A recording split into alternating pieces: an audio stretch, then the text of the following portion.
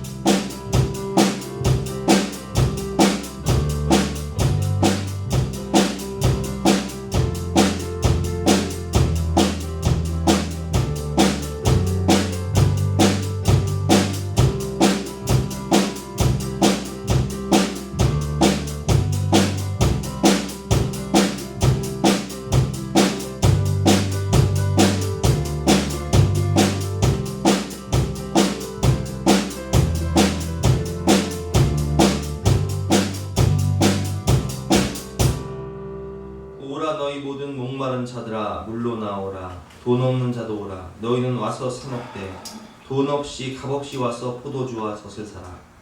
너희가 어찌하여 양식이 아닌 것을 위하여 은을 달아주며 배부르게 하지 못할 것을 위하여 수고하느냐. 내게 듣고 들을지어다.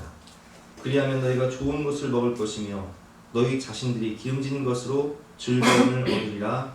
아멘. 하나님 감사합니다. 오늘도 사모하는 마음으로 갈급한 마음으로 하나님의 은혜를 받고 하나님의 생명의 말씀을 듣고자 거룩한 하나님의 성전에 나와 신령과 진정으로 예배를 드리오니 거룩한 보혈로 우리의 마음을 정결케 해주시고 하늘 문을 여시사 풍성한 은혜를 넘치도록 부어 주시옵소서. 감사드리며 예수 그리스도 이름으로 기도드렸사옵나이다. 아멘. 영원하신 성령으로 말미암아 흠없는 자기를 하나님께 드린 그리스도의 피가 어찌 너희 양심을 죽은 행실에서 깨끗하게 하고 살아계신 하나님을 섬기게 하지 못하겠느냐. 그러므로 주 예수 그리스도 안에 있는 자에게는 결코 정죄함이 없느니라. 아멘. 사죄를 확신하며 다같이 사도신경으로 우리 신앙을 고백하시겠습니다. 나는 전능하신 아버지 하나님 천지의 창조주를 믿습니다.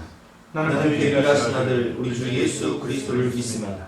그는 성령으로 잉태되어 동정녀 마리아에게서 나시고 은교되어 너에게 고난을 받아 십자가에 못 박혀 죽으시고 장사인 지 사흘 만에 죽은 자 가운데서 다시 살아나셨으며 하늘로 오시어 전능하신 아버지 하나님 우편에 앉아 계시다가 거기로부터 살아있는 자와 죽은 자를 심판하러 오십니다.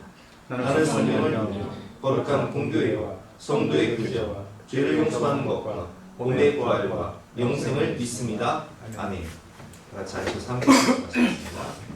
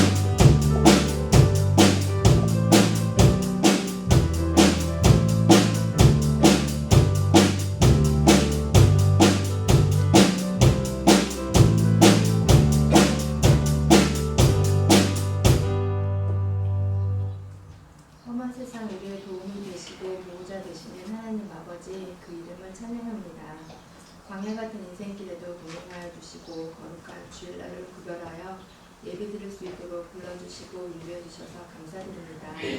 한 주간 동안 하나님의 영광을 드러내기보다 나 자신을 더 사랑하고 하나님께 온전히 맡기지 못하고 염려하고 두려워하며 믿음 없이 살아온 저희들의 연약함을 고백하오니 긍휼히 여겨주시고 이 시간 성령님의 은혜로 온전히 하느님만을 바라보고 더욱 깊어진 믿음의 삶을 살아가게 인도하여 주시옵소서. 어떤 상황에서든지 기도하며 언제나 가장 좋은 것으로 인도해 주시고 응답해 주시는 하나님을 신뢰하며 나아갈 때 세상에 줄 수 없는, 세상에 알 수도 없는 평안으로 우리의 마음과 생각을 지켜주시고 은혜와 충만한 기쁨을 누리는 복된 삶을 허락하여 주실 것을 믿습니다. 가정의 달을 맞이하여 우리 예수사랑 교회의 각 가정들이 가정의 소중함을 다시 한번 깊이 깨닫고 가정의 화목을 위해 노력하는 저희 모두가 되게 하시옵소서. 가정마다 주님의 사랑으로 충만하게 하여 주시고 주님께서 세워주신 가정이오니 주님께서 지켜주셔서 가정 모두가 서로 이해하고 양보하며 말씀 붙잡고 살아가는 소중한 가정이 되게 하시옵소서. 교회를 위하여 기도합니다. 우리 예수사랑 교회가 더욱 부흥하게 하여 주시고 세상 속에서 빛과 소금의 역할을 다하게 하여 주시옵소서. 우리 성도들 사이에 사랑과 교제가 넘치게 하시고 서로를 위해 중보하는 교회가 되게 하여 주시기 원합니다. 지역사회의 부흥을 밑으로 주변의 어려운 이들을 품고 사랑으로 섬길 수 있는 교회가 되게 하여 주시옵소서. 올해 다가올 임지식을 위하여 기도합니다.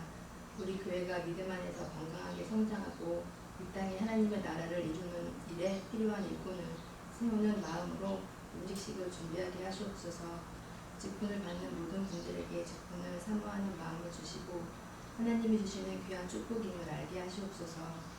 하나님의 부르심을 확신하며 그리스도의 몸된 교회를 위해 헌신을 결단하는 마음으로 준비하게 하시고 교회 공동체와 성도들을 아끼고 사랑하는 중직자들이 세워질 수 있도록 시작부터 끝까지 함께하여 주시옵소서. 이 시간 말씀 들고 서신 임종권 목사님께 성령님께서 인도하여 주시고 성령 충만함을 주시어 진리의 말씀을 선포하게 하시고 저희들이 말씀을 들을 때에 하나님께서 각자에게 주시는 레마의 말씀으로 듣게 하시옵소서. 그 말씀을 통하여 인생의 무거운 짐을 해결되게 하시고 우리의 영이 살아나는 은혜를 허락하여 주시옵소서.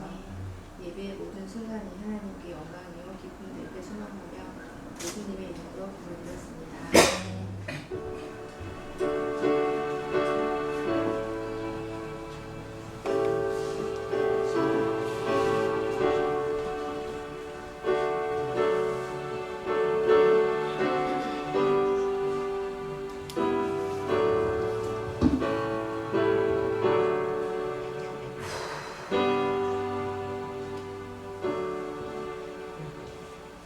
반갑습니다. 오늘도 주님을 사랑하는 마음으로 주님 전에 오신 여러분들을 주님의 이름으로 환영하고 축복합니다.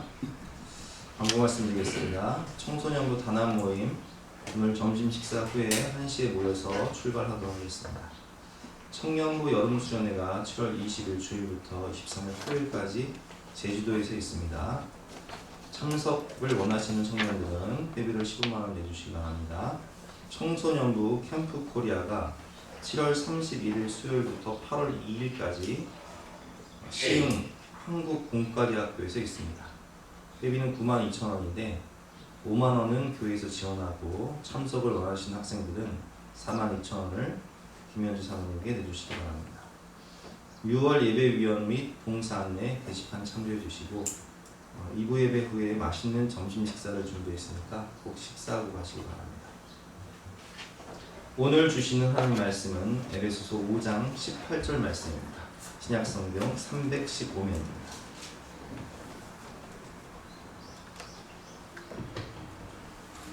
에베소서 5장 18절 말씀. 네, 한 절 말씀이니까 합독하도록 하겠습니다. 시작. 술 취하지 말라. 이는 방탕한 것이니 오직 성령으로 충만함을 받으라. 아멘. 오늘 말씀의 제목은 무슨 낙으로 살까요? 라는 제목으로 본 말씀 의제에서 함께 은혜를 나누겠습니다.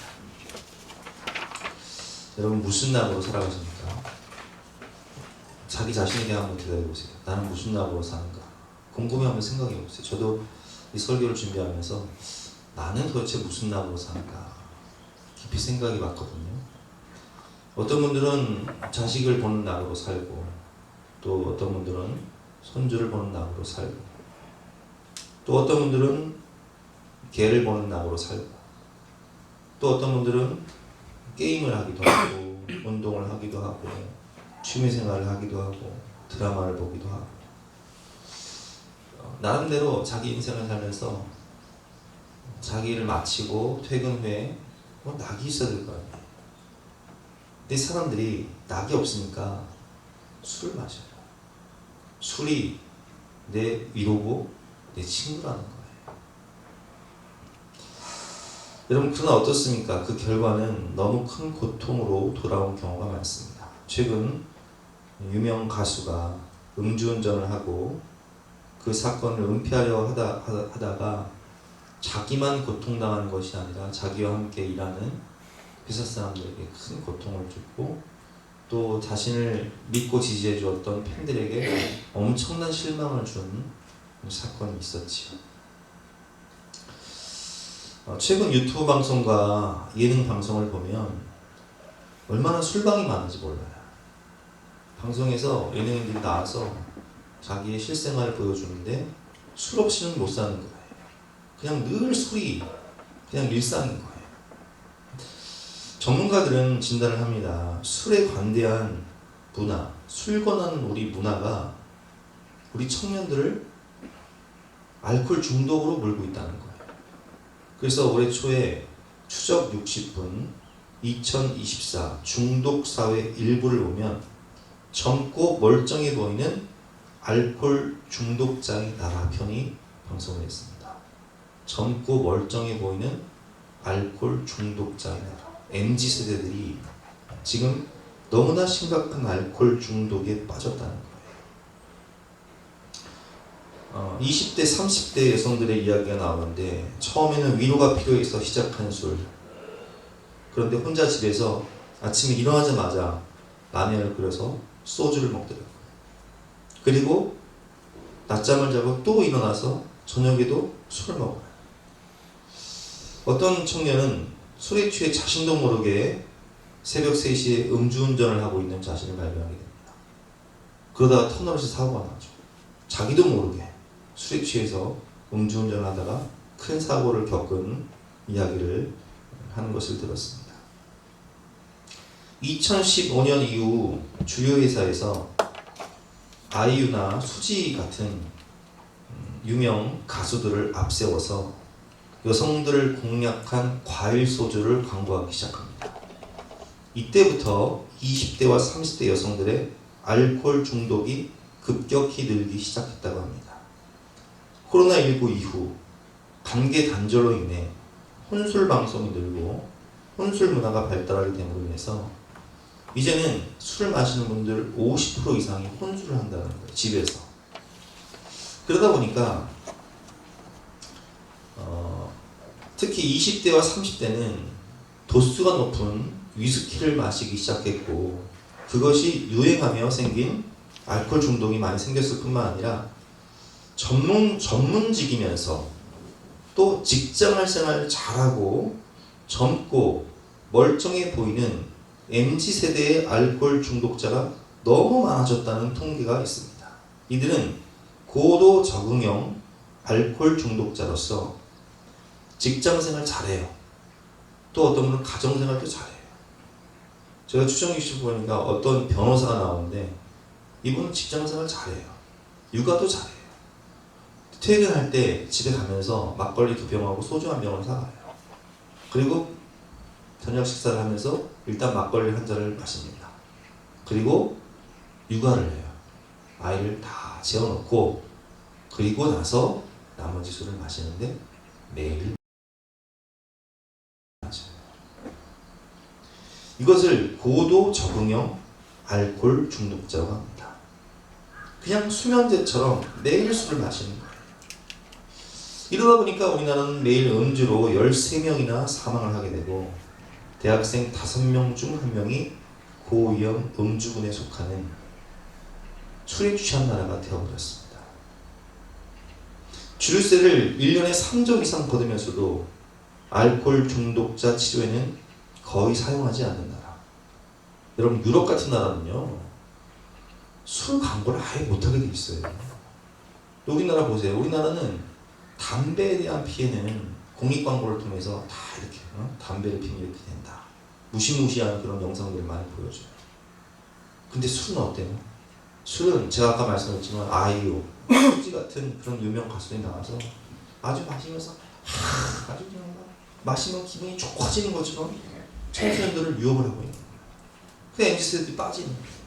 이런 나라가 없다는 거예요. 이 세계에. 소주가 서민의 친구니까 소주값을 내려야 된다. 그래서 술 마시는 것을 권장하고 있어. 그러면서도 알코올 중독자 치료는 그냥 방치해버려. 여러분 제가 이런 말씀을 왜 드리냐. 저는 목회를 하면서 개인적으로 제가 철이 없을 때는요. 중고등부 사역을 하면서 그런 생각을 했어요. 아니 맥주 한 잔 정도는 괜찮지. 와인 한 잔 정도는 괜찮은 거 아니야? 성경에 보면 술 취하지 말라고 돼 있지 술 먹지 말라는 말은 없잖아요. 그런데 그렇게 가르치니까 아이들이 어떻게 되는 줄 아세요? 맥주 한 잔? 괜찮지. 근데 한 잔은 괜찮고 2잔은 안 괜찮나? 한 잔이 2잔 돼요. 맥주 한 잔은 괜찮은데 소주 한 잔은 안 괜찮아? 맥주가 소주 돼요. 그러니까 맥주 한 잔 마시는 사람이나 2잔 마시는 사람이나 똑같이 술 마시니까 야 한 잔이나 2잔이나 뭐가 달라? 도찐개찐인데. 그러면 2잔이랑 3잔이랑 뭐가 달라요? 맥주랑 소주는 뭐가 달라요? 소주랑 막걸리는 뭐가 달라요? 기준이 사라지는 거예요. 그러다가 많은 사람들이 술에 빠져버려요. 어떤 일이 벌어질까요? 술에 취해서 가정폭력, 유리창을 때려부시고 살림을 때려부시고 부부싸움을 하고 가정이 해체가 되고 자녀들은 방황하고 저는 개인적으로 이 술과는 원수된 집안이에요. 왜냐면 우리 큰아버지가 40대 초반에 이 알코올 중독으로 인해서 간암으로 돌아가셨어요. 그 고통을 해서 큰어머니도 다음에 돌아가셨어요. 제 사촌, 형, 누나들, 동생 4남매가 초등학생, 중학생, 고등학생 4남매가 나왔는데 이 아이들을 누가 돌보는 거예요. 그래서 우리 할머니는 평생을 마음의 고통을 안고 그 손주들 돌보시느라고 평생 고생만 하시다 가셨어요. 저는 그 모습을 봤어요. 여러분, 제가 한번 여쭤볼게요. 우리 집안에 믿음의 명문 가정 빼놓고 술 때문에 고통 안 당한 집안이 있습니까? 없습니까? 대다수예요. 우리 집안만 그런 것이 아니라 술 때문에 저는 목회를 하면서 파주의 부목사로 목회할 때 저랑 똑같은 나이 30대 중반이었어요. 근데 그 집사님이 남자 집사님이 주류회사를 다녔는데 여자 집사님이 그러는 거예요. 목사님 걱정이에요. 우리 남편 집안은요 간이 안 좋아서 시아버지도 술 마시다 간암으로 돌아가시고 또 남편의 형님도 술 마시다가 간암에 걸려서 장례식 얼마 전에 치렀는데 우리 남편도 간이 안 좋은데 주류회사를 다니니까 술을 안 마실 수가 없다는 거예요. 제가 그래서 그런 말씀을 드렸어요. 살고 싶으면 먹고 사는 것도 중요하지만 살고 싶으면 직장을 이직하라. 어떻게 됐을까요? 이직을 했을까요? 안 했을까요? 안 했어요. 아니나 다를까 그 일이 있은 형님 장례식 치르고 3개월 후에 이분이 간암에 걸렸어. 그래서 하나님께 회개하고 치유를 구하고 은혜를 구하는데 제가 신방을 가면 목사 기도해 주세요. 반가워하지. 그런데 그렇게 투병생활 몇 달 하다가 허망하게 인생을 마치고 장례식을 치르는데 6살짜리 외동딸을 두고 장례식을 치러야 되는데 제가 눈물이 나서 설교도 못하겠고 기도도 못하겠고 그 시간에 담임 목사님한테 말씀드렸어요. 저는 아무것도 못하니까 저한테 기도도 시키지 마요. 여러분, 우리 집안에 이 알코올 중독으로 인해서 고통받는 가족들 얼마나 많습니까? 알코올성 치매, 간암, 간경화, 음주운전, 가정의 해체, 자녀들의 방황. 이걸 그냥 보고만 있어야 돼요? 이걸 그냥 방치해야 돼요? 맥주 한 잔 정도는 괜찮지, 와인 한 잔 정도는 괜찮지, 적당히 타협하고 넘어갈까요? 여러분, 저는 여러분들의 가정이 그런 고통을 당하는 것을 원치 않아요. 사랑하는 성도들이 사망의 길을 향해 달려가는데 어떻게 그냥 방치할 수 있습니까? 그래서 오늘 본 말씀을 통해서 우리가 과연 무슨 낙으로 살고 있는가, 우리가 각성해야 될 것이 있다면 무엇인가, 이 부분을 한번 깊이 점검해 보려고 합니다. 여러분, 사람들이 왜 술에 취합니까? 이건 영적인 원인이에요. 오늘 18절 말씀, 술 취하지 말라. 이는 방탕한 것이니 오직 성령으로 충만함을 받으라 말씀하시는데, 여러분, 사람들이 술을 왜 마시냐? 공허하기 때문에. 낙이 없다는 거예요. 공허하니까. 그래서 술이 내 친구라는 거예요. 그래서 술을 한 잔 마셔야 내 마음이 좀 이 걸걸한 심령이 위로를 받고 잠도 잘 수 있고 알딸딸하니 기분도 좋아지고. 여러분, 하나님은 우리를 지으실 때 하나님의 영으로 지으신 거죠. 하나님의 숨결, 상기를 그 코에 불어넣음에 상령이 된지라. 그런데 인간이 죄를 범하고 타락한 이후에 어떻게 됩니까? 성령이 떠나가세요. 성령이 떠나가니까 공허할 수밖에 없죠. 하나님과 함께 에덴 동산에서 기쁨을 누리고 풍성함 가운데 부족함이 없는 가슴이 꽉 찬 그런 기쁨 가운데 살다가 성령이 떠나가시고 에덴 동산에서 쫓겨나니까 부모 잃은 고아처럼 마음이 공허한 거예요.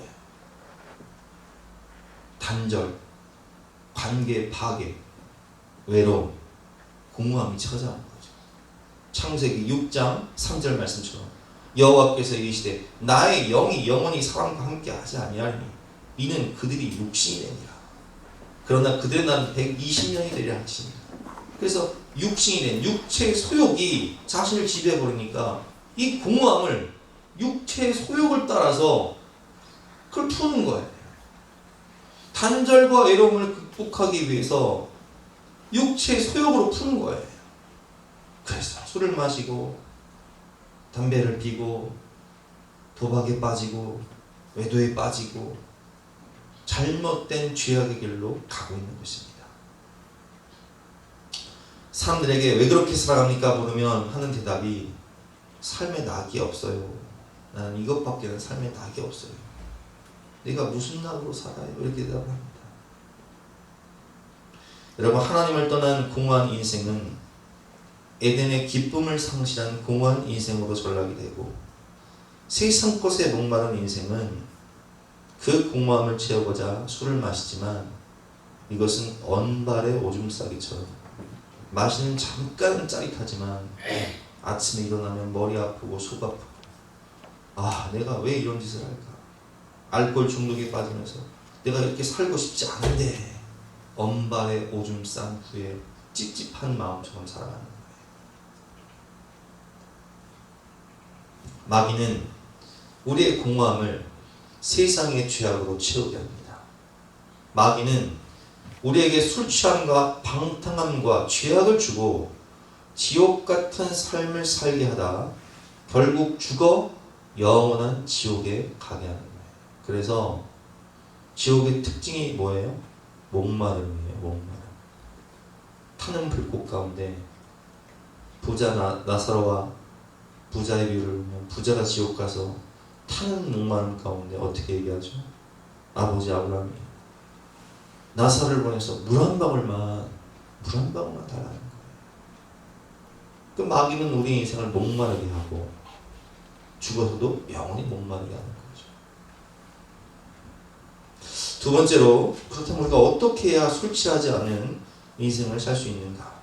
오늘 본 말씀 보면 술 취하지 말아야 하는 방탕한 것이니 오직 성령으로 충만함을 받으라 말씀을 하고 계십니다. 여러분, 우리가 공허한 이유가 뭐라고요?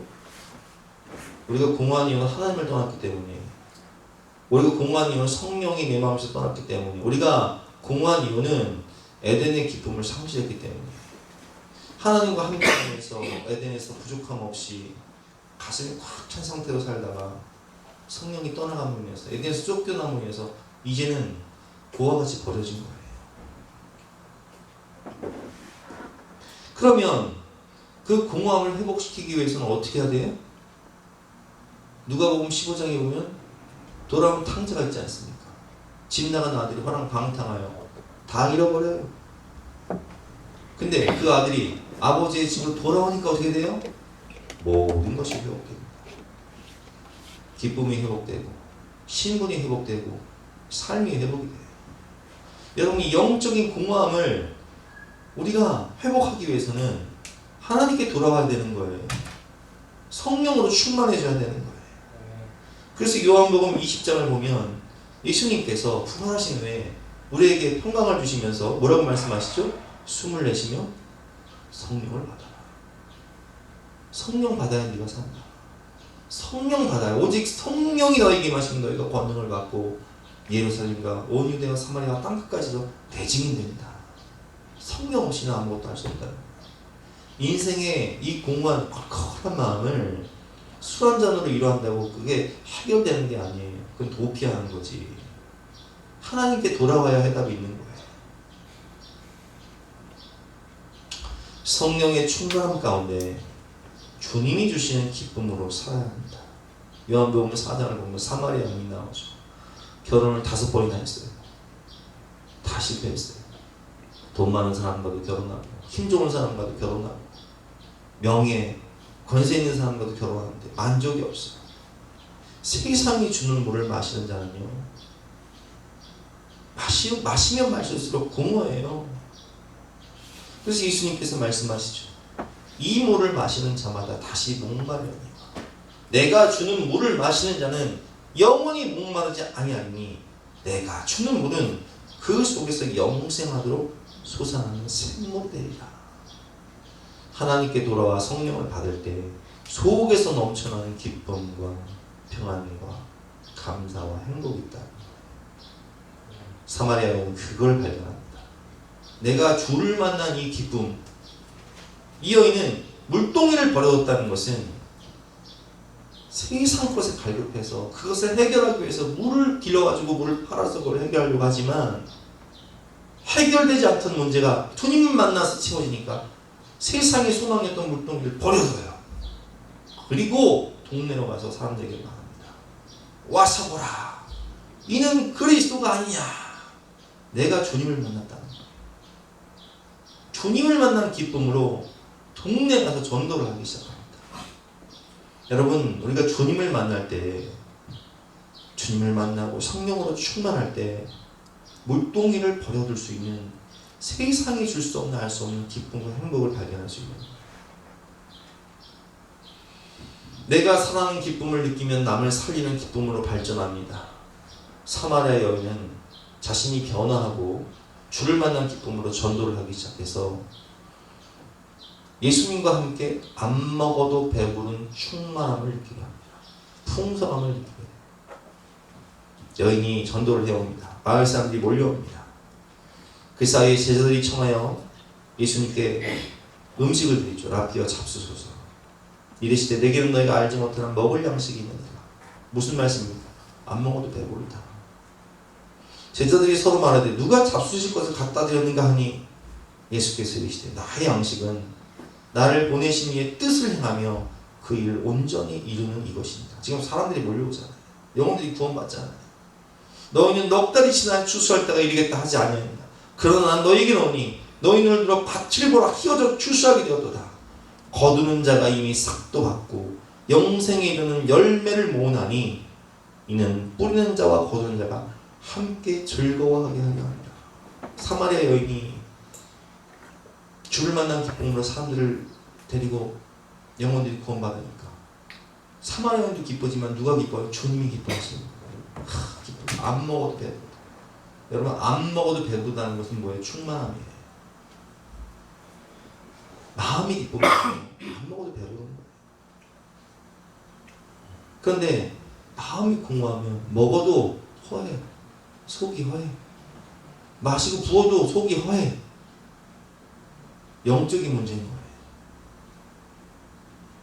내가 주님을 만난 기쁨, 그리고 그 기쁨을 통해서 영혼들이 살아나는 기쁨을 누리면 안 먹어도 배부른 거예요. 가슴이 충만해지는 거예요. 돈이 없어도 충만해지는 거예요.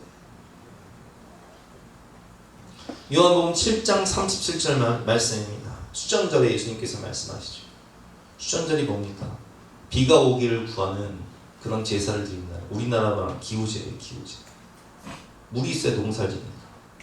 농사를 져야 음식을 먹을 수 있고, 농사를 져서 비가 와야 먹고 살 수 있는 길이 있습니다. 그때 예수님께서 말씀하십니다. 명절 끝날 곧 큰 날에 예수께서 서서 외쳐 이르시되 누구든지 목마르거든, 인생이 목마르거든 내게로 와서 마셔라. 나를 믿는 자는 성경의 이름 같이 그 배에서 생수의 강이 흘러나오리라 하시니 이는 그를 믿는 자들이 받을 성령을 가르쳐 말씀하신 것이라. 아멘. 그래서 우리가요, 하나님을 만나면 가슴이 충만해집니다. 인생이 공허한 푸석한 마음, 단절과 외로움 속에 살던 그와 같이 버려진 내가 아버지께 돌아오면요, 가슴이 꽉 찬 것 같은 거예요. 술을 안 마셔도 하나님 앞에 나아가 아버지 하고 부를 때 하나님이 내 마음을 다 아시고 위로해 주시고 안아주시는 그 충만한 기쁨, 내가 안다 하며 내 눈물을 닦아주시는 그 깊은 위로하심, 은혜 주시고 소망을 주시고 주님과 함께 동행하며 주 안에서 생명을 살리는 기쁨을 누리고 하나님이 주신 꿈과 비전을 성취할 때 하나님이 주신 기쁨이 있다는 거예요. 우리는 주님 안에서 기쁨을 누려야 됩니다. 주님 안에서 교회와 가정을 통해 천국을 누려야 돼요. 건전한 기쁨.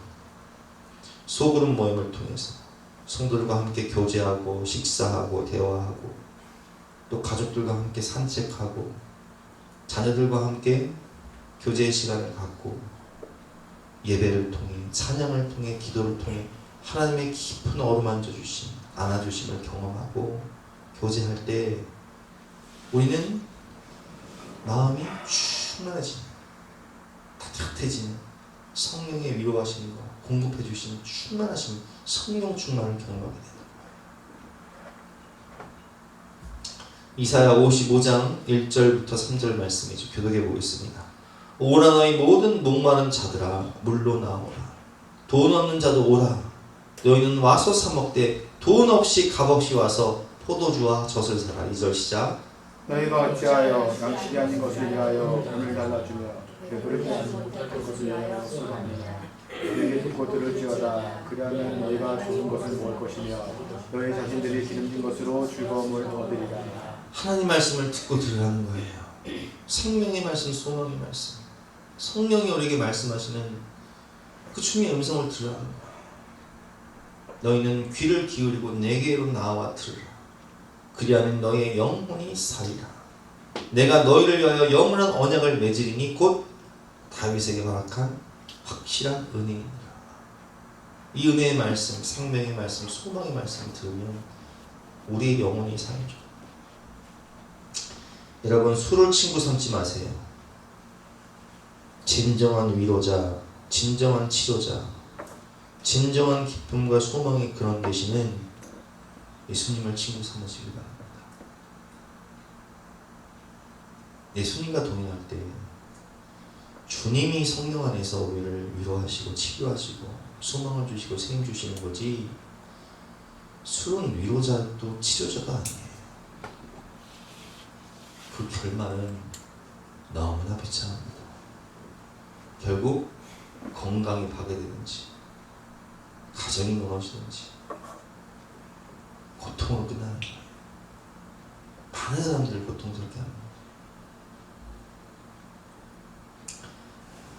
마지막입니다. 술과 성령. 내가 어디에 속해 있는가? 내가 누구를 친구로 삼아 살아가는가? 이것을 점검해 보세요. 요한복음 10장 10절 말씀이죠. 도둑이 온 것은 도둑질하고 죽이고 멸망시키지 않는 것뿐이요 내가 온 것은 양으로 생명을 얻게 하고 더 풍성히 얻게 하려는 것입니다. 술을 친구 삼으면요 마귀가 술을 친구로 주죠. 왜 그럴까요? 도둑이 온 것은 도둑질하고 죽이고 멸망시키기 위해서. 그러나 예수님을 친구 삼으면 내가 온 것은 양으로 생명을 얻게 하고 더 풍성히 얻게 하려는 것입니다. 여러분, 술 취함과 성령 충만의 공통점이 있습니다. 원어를 분석하면 뜻이 뭐냐?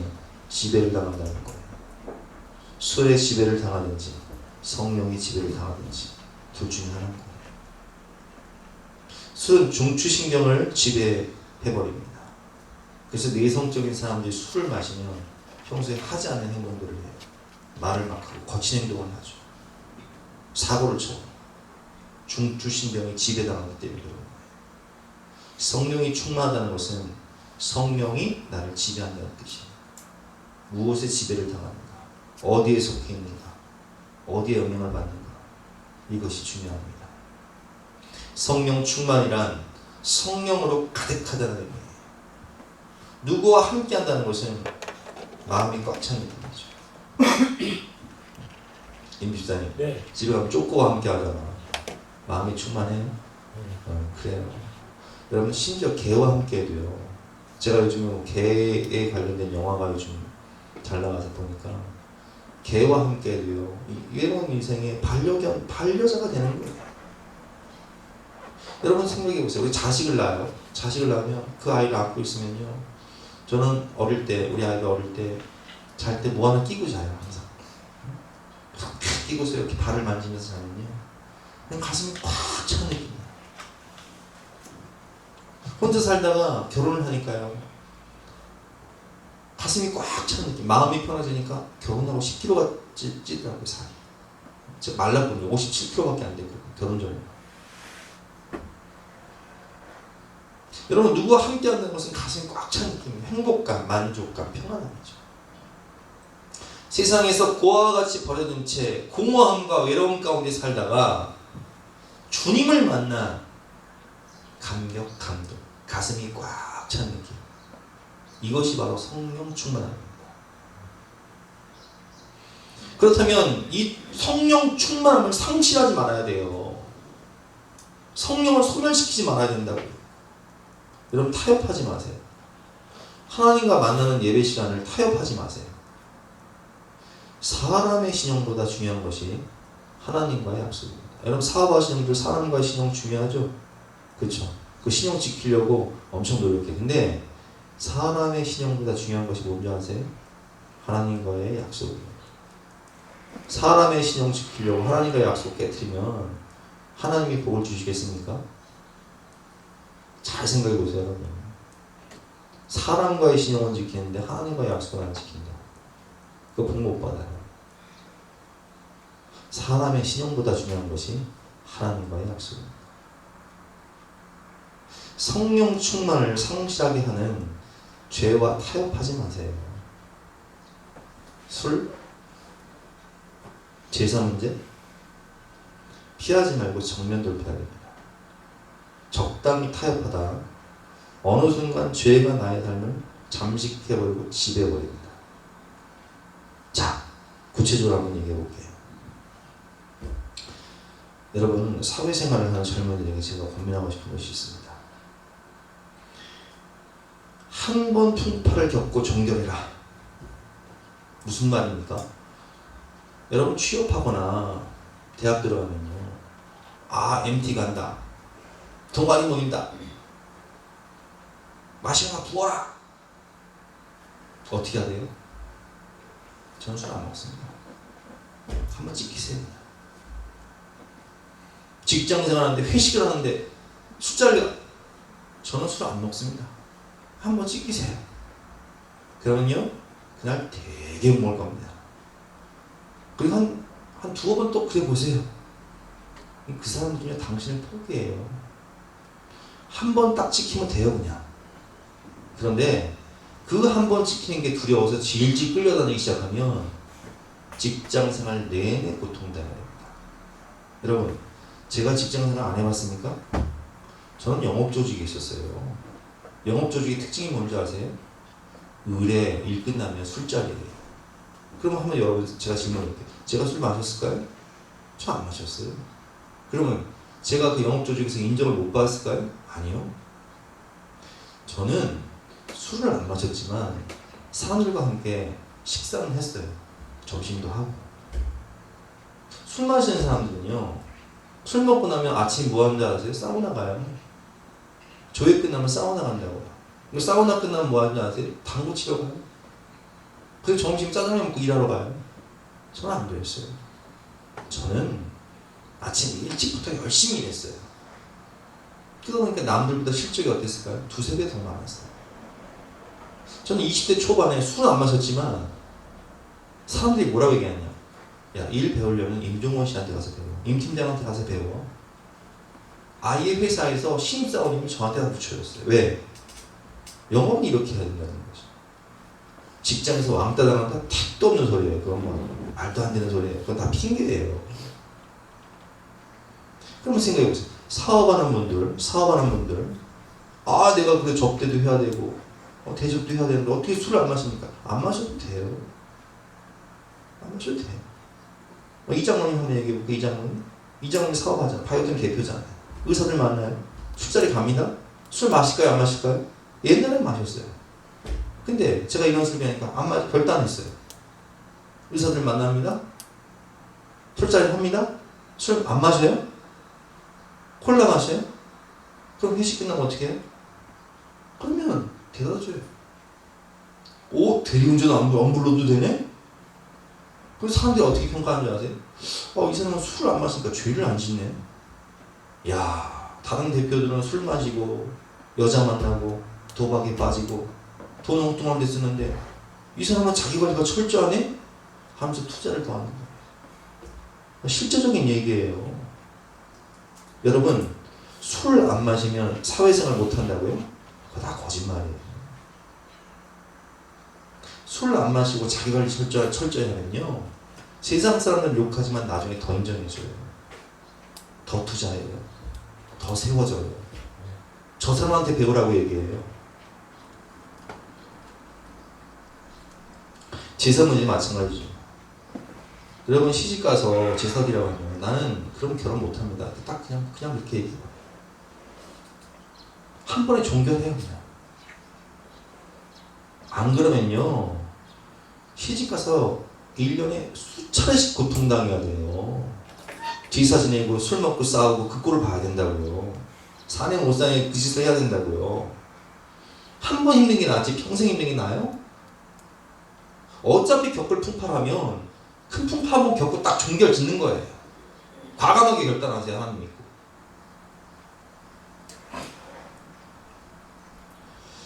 과감히 결단하고 성령 충만을 유지합시다.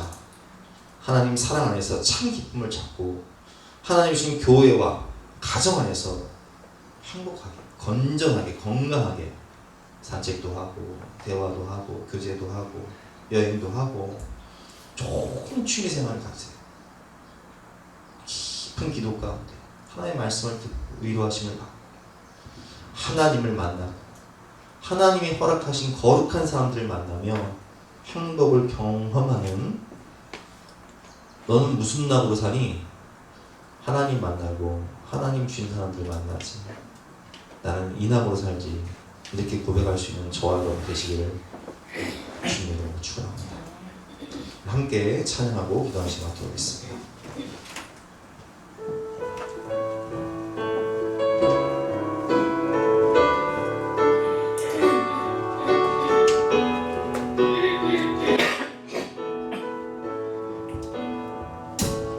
우물가의 여인처럼 난 구했네.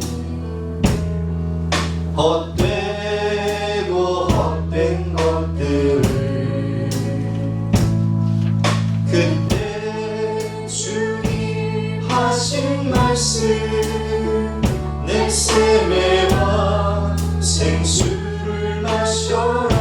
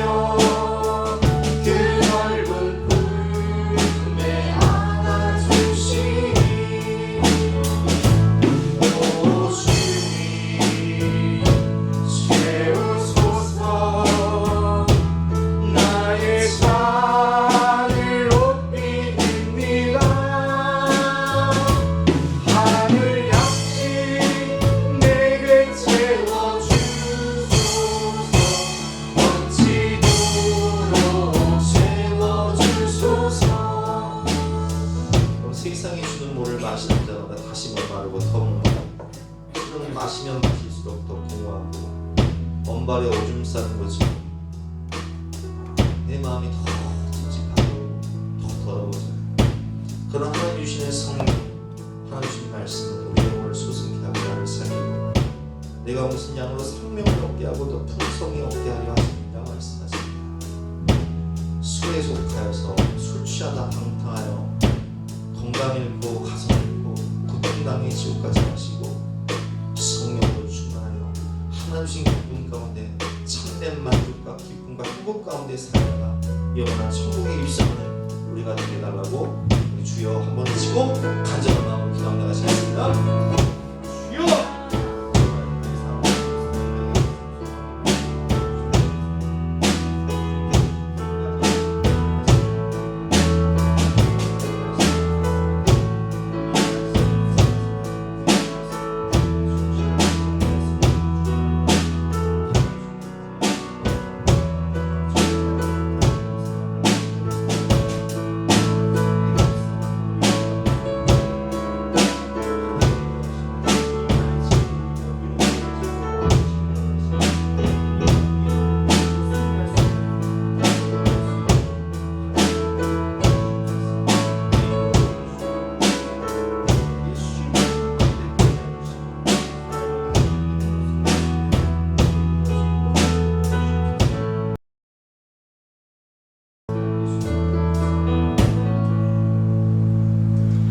다 같이 일어나서 찬송가 302장 우리 힘차게 찬양하시겠습니다.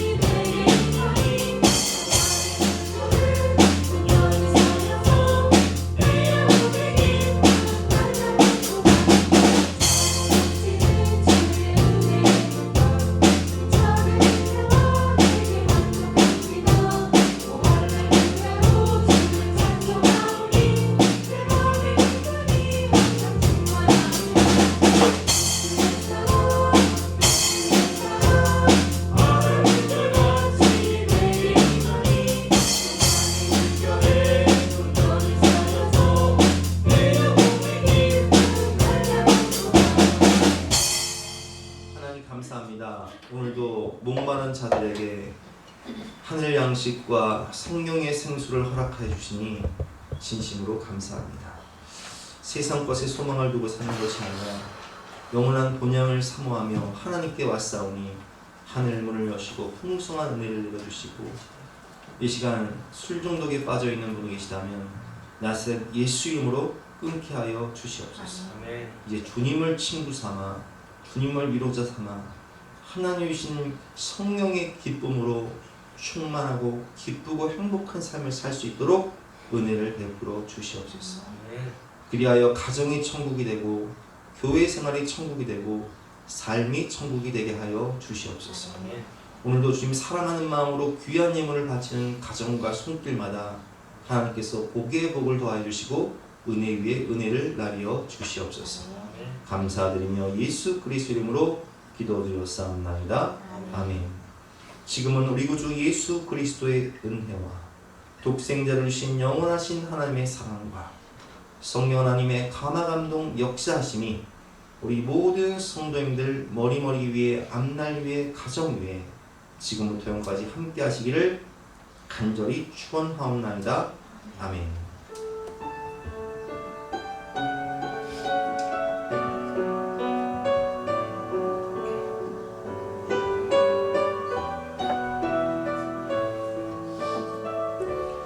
온 세상이 아름답게 피어오르고 기쁨이 가득한 이 봄날에 그대의 두 손에는 장미꽃보다 사랑의 주님 마음 주고 싶어라. 따스한 햇살